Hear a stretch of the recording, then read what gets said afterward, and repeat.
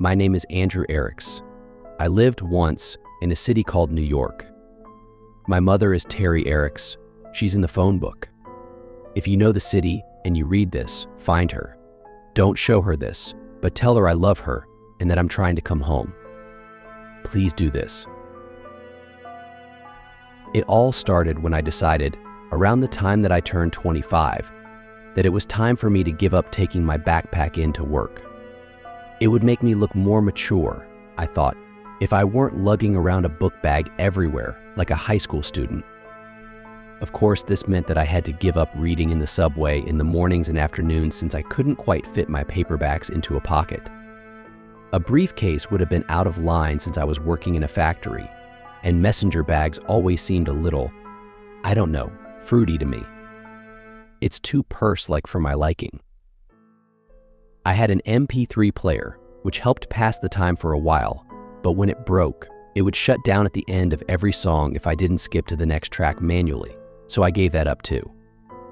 So every morning, I'd sit in the metro for a half hour that dragged on endlessly, with nothing at all to do but watch my fellow passengers. I was slightly shy, so I didn't like to be caught at it, so I'd covertly watch people. Interestingly enough, I quickly discovered that I wasn't the only person in the world who was uncomfortable in public. People covered it up in various ways, but I learned to see through them. I divided them up into categories in my head. There were the fidgeters, who couldn't get comfortable, constantly moving their hands, shifting their weight, moving their legs closer to the bench, then further. They were the most noticeably nervous types. After them were the fake sleepers, who'd take their seat and practically close their eyes in the same second. Most of them weren't really sleeping though. The real sleepers shifted more and came awake suddenly at stops or after loud noises. The fakes just zoned from the second they sat until the moment the train pulled into their stop. Then there were the MP3 player addicts, the occasional laptop people, the people who traveled in groups and talked too loudly. The cell phone junkies were either very popular or just completely unable to shut up for more than 2 minutes at a time. Just as people watching was threatening to get unbearably boring, I found my first irregularity. A middle-aged looking man, brown-haired, average size and weight, and dressed casually. Oddly enough, he seemed almost too normal. He had no remarkable features, no mannerisms as if he were designed to fade into a crowd. It was that which led me to notice him. I was intentionally trying to see how people acted on the subway, and he didn't act at all. Didn't even react either. It was like seeing someone sitting in front of the television, watching a documentary about fish. They aren't excited, aren't engaged, but they aren't looking away either. Present, but not accounted for. He was on the subway in the afternoons. It was more than a month into the people watching experiment before he caught my eye, because I didn't catch the same subway every day and didn't consciously sit in the same car when I did. I saw him for the first time on a Monday, I believe, and for the second time on the Thursday of the same week. He obviously did catch the same train and sat in the same car, in the same seat even. OCD much, I thought at the time. Since he'd caught my attention so much the first time, I watched him more avidly the next. He was frankly downright unsettling. He didn't do anything at all. He sat there expressionless, head straight, no matter what happened. A woman with a wailing child entered the car and sat right behind him, and still nothing. He didn't so much as turn his head or frown in annoyance. And that kid was fucking loud too. By the time the subway reached my stop, I found myself queasy, and when I exited the car, my hands were shaking like I was having a nicotine fit. Something about that man was wrong. He was, I thought, some kind of freak. A sociopath, maybe, one of those quiet guys who it turns out has a dozen women's heads in his freezer, the first victim his mother. I found myself intentionally dawdling after work in the afternoons, stopping to browse in kiosks in the mall near the subway even when I didn't intend on buying anything. For a couple of weeks, I avoided catching that subway, and when I found myself at the stop when it was pulling in, I made sure to choose a train car as far from the one I'd seen him in as possible. Then, One morning, I saw another person who set off the same warning bells in my head. It was a woman, just as plain looking, just as out of place in the hustle and commotion around her. The moment I recognized her, I realized later, was when my obsession began. My people watching, which had begun as a bit of a hobby to stave off boredom, became something of a religion to me. I couldn't enter a subway or ride a bus without finding myself examining everyone, filling out a mental checklist in my head. Plain clothes of solid colors, no brands? Check. No expressions, no casual glances out the windows or towards other passengers? Check. No bags, purses, or accessories? Check. Check. Check. We've got another. I started calling them the strangers. I didn't see them every day, even after I started taking the metro more than I needed to, even when I found myself riding buses out of my way in the evenings. But they were there, often enough. Seeing one would set my teeth on edge, make my palms sweaty and my throat feel dry. If you've ever given a speech, you might recognize the feeling. Even though they didn't pay me the slightest bit of attention, I felt like I was on display for them. I could see them plain as day. How could they miss me? They didn't, though, not in any way that I could tell. And when, eventually, my curiosity overpowered my fear, I decided to follow one. I chose the one that I'd found first, the man in the afternoon subway who always kept the same seat. I got on and took a seat behind him. We rode to the end of the line, and he rose and walked out before I did. Keeping distance between us, I tailed him, but he didn't go far. He took a seat on a nearby bench, as expressionless as always, and I turned a corner and waited, trying to look nonchalant. After a few minutes, the next metro arrived, and I watched him enter it and saw him take the same seat. I couldn't find the nerve to follow him again. He hadn't gone anywhere. He just rode the metro to the end of the line, and then what? Rode it back. What possible reason would anyone have for that? It nagged at me long after I'd ridden a later train back home and tried to get some rest. I couldn't leave it alone, not until I could make some sense of it. I found myself more than confused. I was downright angry now. Why was this uncanny bastard, this almost inhuman person, riding subway trains back and forth, going nowhere? The mind, I once read, recoils from certain things because the very sight of them is an affront. Spiders set it off in a lot of people, particularly great big ones. They just look wrong to us, something alien. That was the effect the strangers were beginning to have on me. They offended my senses. I followed him again the next day, and again the day after that. Every day, for at least a week, the two of us made our silent trips together, though only I knew it. By the end of the week, I was following him for hours, until the last train stopped near my apartment block that night. We rode from one end of the city to the other, then back again. I wasn't people watching any longer. I was person watching, stranger watching. I didn't have eyes for anyone else, though peripherally I noticed more than a few confused glances sent my way. Other than that, we two might have been the only two people on the planet, for all I cared. I lost my job the next week. My manager was kind and timid, but firm. I wasn't concentrating, I had no focus, wasn't anywhere near productive. It was actually quite a speech, I think, but I could barely hear it. All I could think about was my new work, my vigil. What would that man, no, that thing, on the subway get up to when I wasn't there to keep an eye on him? I left work for the last time at noon that day. Normally I'd have started tailing my subject at 5:30, but I was sure that he'd be waiting for me. I wish, now, that I'd paid more attention to that day. Was it sunny? It was summer, after all. I could have walked around downtown and maybe checked out a few pretty girls. Could have had an iced cappuccino and a smoke at an outdoor cafe and then gone home, put my growing obsession out of my head. Found a new job and took to reading on trains and buses again. Instead, I waited. More than one train goes up and down the lines, so I sat in the station for at least an hour until I saw him through a window. I walked into the subway car and noticed that for the first time, My skin wasn't clammy, my hands weren't shaking, and my heart wasn't pounding hard. I sat, for the first time, right across from him, directly in his line of sight, watched for a change in his face. Would he recognize me? If he did, I saw no sign of it, and I was looking hard. We must have made quite a pair, sitting across from one another that afternoon, staring at and into one another. It was hard not to let the building rage in me contort my face, but with effort, I was able to keep as still and as expressionless as him. Inside, I practically screamed at him.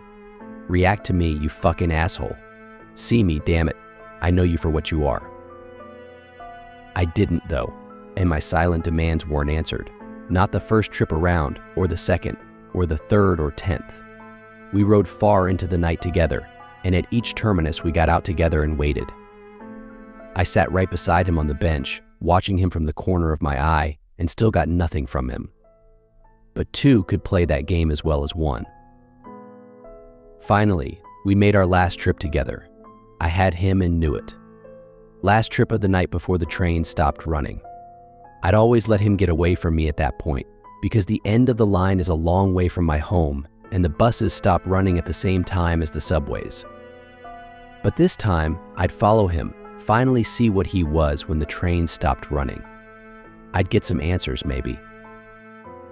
The subway rolled on, and the anticipation grew in me. The car emptied out around us slowly, until it was just two silent watchers below the city. I fought to keep a manic grin at bay, and the subway train slowed to a crawl, then stopped. The end of the line. The stranger didn't move and still didn't react at all. The car stood still, doors open. I could dimly hear the last few stragglers making their way out of the station somewhere behind us, footsteps echoing in the silence. Nothing. The speaker system dinged to let anyone half asleep know that we'd reached the terminus. Still nothing. And finally, I could hear footsteps again. A conductor or something popped his head into each car to make sure it was empty before taking the train wherever the hell it goes for the night. I didn't take my eyes off my silent quarry. I managed to see the conductor from the corner of my eye when he finally reached our car.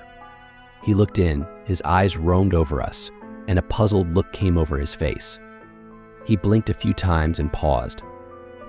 I waited for him to speak, and the moment stretched out, but then, with a slight shake of the head, he left us. There was a car ahead of ours, and I heard him stop to check that too, and then a few minutes later, the train started up again. We rode for a time and then looped around and the subway was parked. I could see into the windows of more trains on either side of us and through their opposing windows into even more. And then he smiled at me. It was just a small curl of the lip that would have gone unnoticed if I hadn't spent the last several hours studying his face. He said, in a rough baritone, "So here we are." I tried to respond but couldn't right away. My throat had clamped shut. Terror filled me. It felt like the whole underground cavern we were in had just collapsed onto me. I coughed and stammered and finally managed, with a raspy voice, to ask the question that had kept me up at night, drove me halfway to madness, and led me to this place and this moment. "What are you?" He ignored me. He stood and the train doors opened. Then, shockingly, he turned to face me. "Are you coming?" He didn't wait for an answer but walked out onto the platform. I scrambled to follow. "Come on, damn it. Talk to me. Who are you? What are you? Why do you ride the metro all fucking day?" He didn't look back or slow his step. I couldn't see his face, but it's safe to guess that he didn't react at all, no more than he had to anything else. I stalked after him, still shouting for a time, but eventually gave up. 5 words was all I was going to get out of him, I guessed. We walked along the platform until we came to a junction, then turned. Now we were perpendicular to the trains around us. The path ahead was lit from above, but I couldn't see where it ended. The trains on either side of us went on forever, as far as I could tell. Far too many trains to service one city. I realized that I probably should have paid more attention to that at the time, but I was so dead set on finding answers that I couldn't think rationally. I'm not sure how long we walked. I had a watch once, but it broke. I took out my cell phone at one point, but got no reception down there, and all it would show me was no signal. The stranger would stop every now and then and look at a subway car for a minute or two, but then pass on. It took me a while to figure out why, but eventually I saw that they weren't all the same. Long lines of them would be similar, and then we'd come to a different model. It'd be a little larger or smaller, or have a slightly different shape. The cockpits, or whatever you call the front part where the conductor sits, were superficially different as well. I didn't, and I don't know what exactly he was looking for, but eventually he must have found it, because we turned again, and the subway doors opened when my impromptu guide stopped in front of them. We entered and took our seats. "Are you willing to speak now?" I asked him. No answer. I sighed with frustration and seriously weighed the pros and cons of punching him right in the face for a time when suddenly the lights in the car came on and I heard the engine starting up. What the fuck? He gave me an almost sad look. "You're not going to be able to go back." What are you talking about? Go back where? Nothing again. The stonewalling asshole. The train lurched into motion, pushing off in the opposite direction than the one we'd come from. I think the endless parade of them had thrown off my sense of direction. It rolled for a few minutes and then began to slow as we approached the stop. His vacant gaze grew sharper, and for the first time, I got the sense that he was actually staring at me, rather than just looking in the direction I happened to be in. "Be still and be silent. Don't catch their attention." The train stopped, the doors opened, and they began to flood in. I don't know what I noticed first. The weird clothes, the two long arms with hands that almost brushed the floor, the jet black eyes and angular faces, or the blue-gray hue of their skin. My eyes took in all those stimuli, but for a long second my brain refused to process it, and when it finally did, I was barely able to bite down on the shriek that tried to tear its way from my throat. I thought my heart was going to explode. Hell, I thought I was going to explode. I was like a strummed guitar string. Everything in me lurched and throbbed. My sight grew dizzy, which I was thankful for, and I vomited. My mouth was clenched shut, and I forced myself to swallow it, barely managing it. My instincts were screaming his words at me. Be still. Be silent. Don't catch their attention. That day is a blur. We rode the subway car up and down the line, still and expressionless, for hours, for days perhaps. It seemed much longer than the line I knew, the line I'd followed the stranger along. The hideous things around us seemed to pay us no undue attention, though we must have stood out fiercely. I was so petrified with fear that when we finally returned to the endless cavern of trains, alone, I burst into tears. I collapsed to the floor and just sobbed for a long time, the stranger watching impassively. When I gained control of myself, I looked at him imploringly. I croaked out, "Take me home. Please." "I can't. I don't know which one of these would lead you back, if any of them do." He stood and walked out onto the platform, and I rose wearily and followed him. He spun around sharply. "I think you followed me enough." The rage I'd felt for him before, that the panic had temporarily buried, rose up in me. "What?" Rushing forward, I grabbed him by the shoulders and with a burst of insane strength I didn't even know was in me, slammed him up against the side of a metro car. "You fucking son of a bitch, what the fuck did you do to me?" I slammed him again and again, all while yelling for him to take me back. He bore it all passively, and soon the flare of anger in me guttered out, leaving me hollow. "Please, please take me home." "That's not how it works. If we stay together, it's more likely that we'll be noticed. Go your own way. Be still and be subtle, and they'll think that you're one of theirs. How could you do this to me? Why? He gave me another almost sad look. I had to. You will too. Sometimes you just get stuck. He brushed my hands off his shoulders and turned to walk away. I fell to my knees, suddenly out of strength, and watched him leave. At the junction, he turned back to face me. I'm sorry. And then he was gone. I stayed there on the cold tiles for a very long time. I curled up into a ball and wept for a while. After there weren't any tears left in me, I even managed to get some sleep. When I awoke, the subway train I'd come in was gone, off carrying more blue-gray abominations to wherever blue-gray abominations go. I couldn't handle going back there anyway. I tried to find my way back to where I'd started, to find a subway that I recognized, but I wasn't even sure which direction I should have been going in anymore. I walked for an hour, then another. Finally, I found one that might have looked familiar. Or I was desperate enough to imagine that it did. When I stepped up to the door, it opened for me, and I took a seat. It started up, and despite being a lifelong agnostic, I prayed my heart out. The train slowed to a stop, the doors opened, and for a second I thought I was saved. People. Human beings. I'd be the most devout man in the world. Then I noticed the eyes.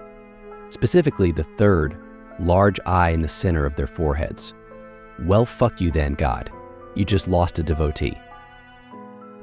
They were easier to take than the last bunch, though, and I was thankful for that. The third eye blinked independently of the other two, though, and that was nauseating. And when one of them smiled or laughed or spoke with another, I couldn't help but notice that their teeth were sharp and misshapen and yellow-green with filth. But if I was careful and selectively blind, I could pretend for a stretch that I was home. Until one of them entered with a sandwich in hand, and I realized with a start that I was starving and hadn't eaten or drank in what must have been days. The next terminus I came to, I decided to try and find something to eat or drink. I don't know why I waited, but it seemed important to ride to the end of the line. I got there and could barely bring myself to leave. I'd never seen the stranger leave the underground. Come to think of it, I'd never seen him eat or drink either. My stomach would not take no for an answer, though. I steeled myself, tried to keep my face carefully neutral, and made my way out into the station proper. And then I got confused. I was looking for escalators, stairs, or something like that, but all I saw were holes in the ground, the walls, and the ceiling. Gaping, irregularly sized holes, like I was in the middle of a beehive. What was I supposed to do? Leap into one? It didn't make any sense to me, not until someone came through one. He floated up through the floor and then floated by me. He frowned for a second, or at least I think it was probably a frown, but apparently whatever kept them from recognizing me as alien in the subway extended at least this far. It did not, unfortunately, allow me to levitate, which seemed to be the only way out of the subway station beehive thing. Swearing, I made my way back down to the tunnel.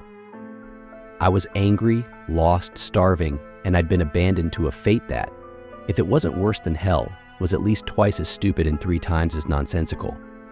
I was not in the best frame of mind, which I feel excuses the mistake.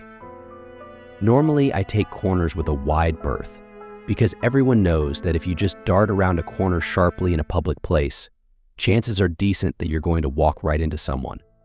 As I did. I slammed into someone, a woman, and fell to the ground. Without thinking, I reacted like any New Yorker would. Badly. Jesus fuck, you stupid bitch. Watch where you're going. I realized my mistake even before she did. Her eyes grew quizzical and confused, and when she really noticed me, they bulged with horror. She leaped, floated quickly back from me, and let out something scream-like. A little more howl-like than I was used to, but I got the point. Further down the tunnel, I saw alien, 3-eyed heads turning towards us. I thought, suddenly, about all those sharp, filthy teeth, and just like that I was running.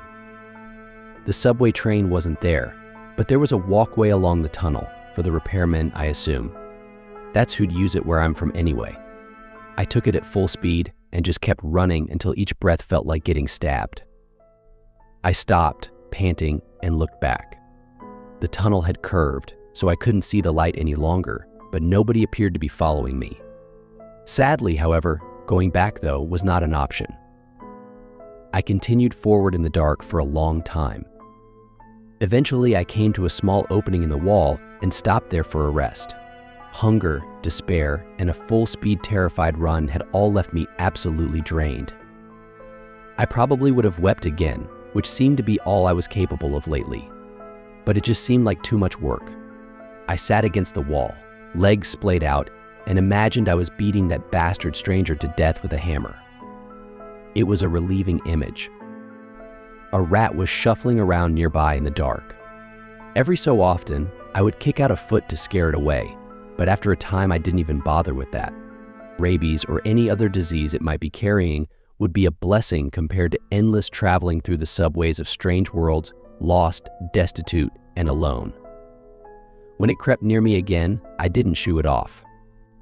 Even when it reached and pressed against my leg, I couldn't bring myself to care. Not until a train passed by, and the lights of its cars lit up the culvert I was in, and the thing that I had thought was a rat. Well, let's just say I was a tad mistaken. It was rat-like, yes, but not as much as it was spider-like. If someone had bred the two of them together, the resulting abomination might have been almost as horrible as the thing nuzzling my leg. I shrieked, flung myself up from the floor, and booted it like a soccer player would, right into the opposite wall. Its back made a sickening crunch, and I watched it twitch out its last before the final car passed and the darkness returned. And in the darkness, a terrible thought came to me. I wondered if it was edible.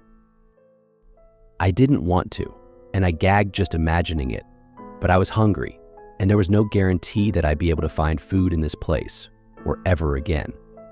Rat spider was my only option. I held off as long as I could, but in the end, survival trumped squeamishness. I had my lighter, but nothing to light on fire. I picked meat off its carcass and cooked it a little by holding it over the flame, but it didn't help much. Nothing could have. Its meat was foul, more foul than anything you can imagine. I've been that desperate for food since, and eaten many other questionable things, but nothing has ever been as bad as the rat spider was. In retrospect, that is when I became a stranger. Before, I'd struggled to reach that expressionless state the other had maintained. What I'd taken for calm was numbness. A sharp rock thrown in a river will, over time, have its edges rounded off by the water beating over it, and what I'd gone through had done the same. Tearing up and eating a monster in the dark, below an alien world, the last of my edges smoothed.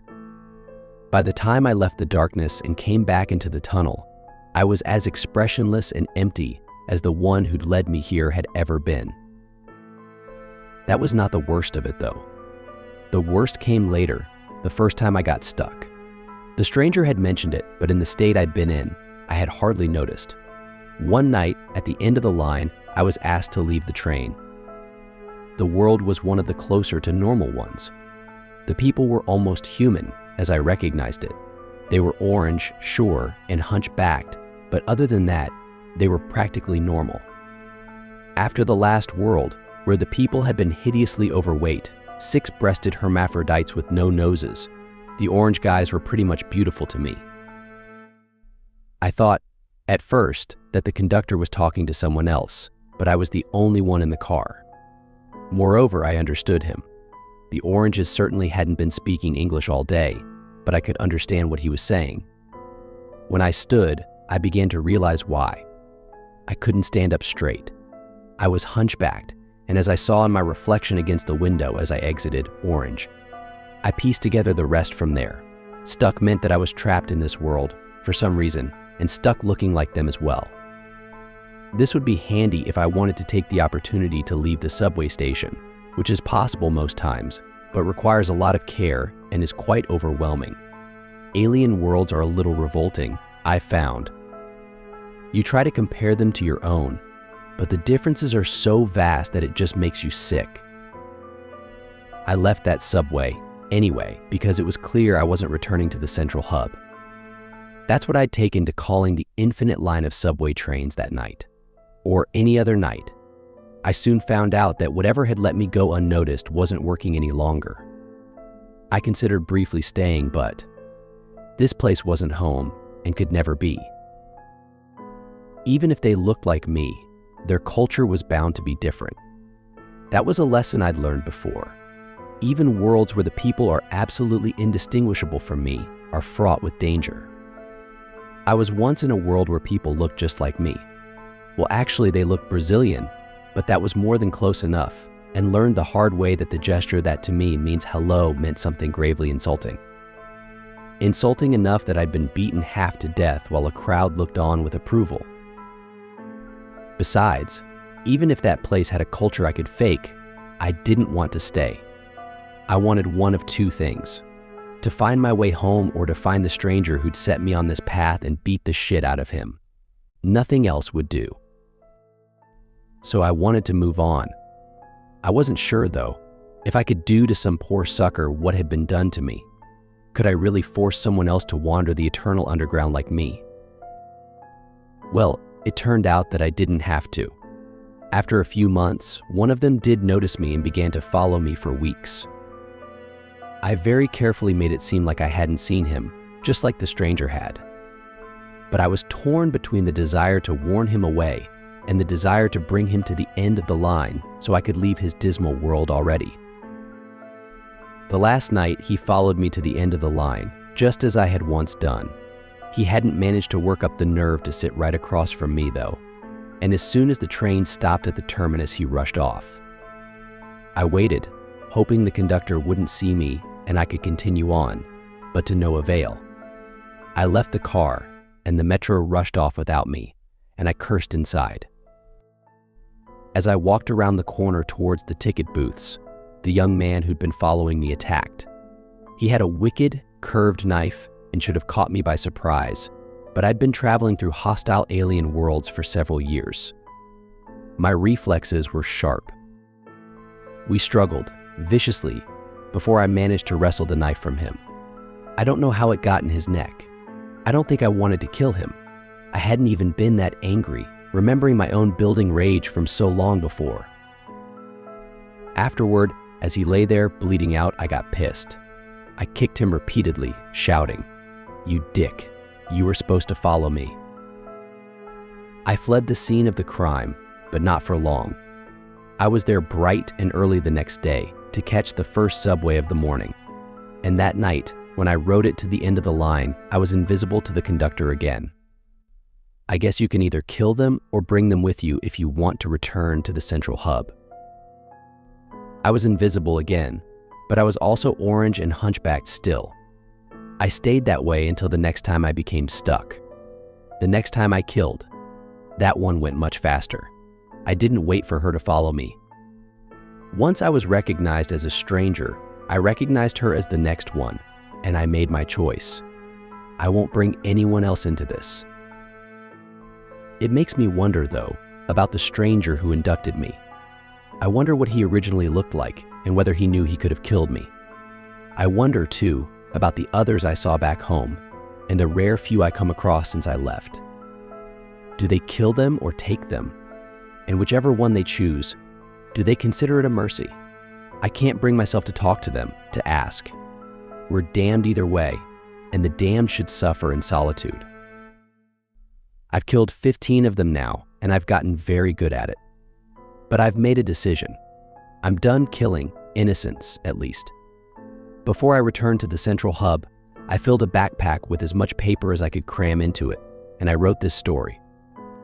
Over and over again, to be left in as many subway trains as I can. A couple of thousand messages in bottles cast into a sea of steel rails. This is a request and a warning. My request above was that you find my mother and tell her a lie. It's a white lie. Don't worry. Tell my mother that I love her and that I am trying to come home. It may give her some hope or a small measure of peace. I wish it were true, too. But here's the thing. I've been thinking of myself as like Odysseus, lost and adrift, looking to return to familiar shores. But I am not lost at sea. I am lost in endless tunnels. The labyrinth. The difference is important because labyrinths are designed and built. Somebody or something made this impossible place, and they must be held accountable for what they've done to me. They cast me as Theseus, not Odysseus, but I won't play that part any longer either. The strange rules of this place have turned me from the human I began as into something else, then something else again. They have made me a monster, and so I will be the minotaur of this labyrinth. And if I can, I will tear it down around me and destroy those that built it. My warning is that you should be very wary in public places of silent, expressionless men and women. Keep your distance. They may kill you, or they may do worse. If you see them, run far and fast. And even more importantly, I warn you, I beg you, don't ride the train to the end of the line.